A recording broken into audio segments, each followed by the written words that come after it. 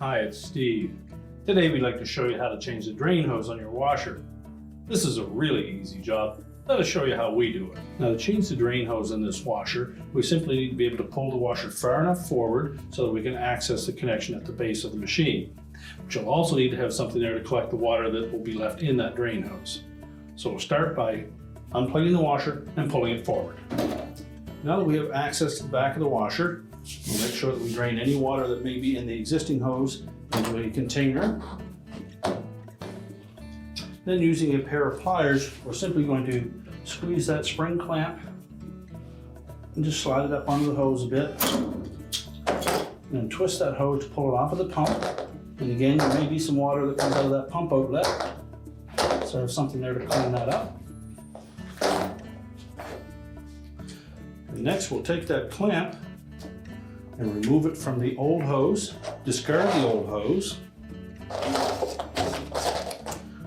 And although the new hose appears to be a different style than the original, there will be an outlet and an inlet end. The inlet end will match the pump outlet. So we're going to begin by sliding that clamp up onto the hose. Then just moisten the inside lip of that drain hose so that it will slide easily over the pump outlet. Then take that hose, push it firmly over the drain outlet on the pump till it bottoms out. Then take your pliers and we'll slide that clamp up in front of the raised portion of that drain hose.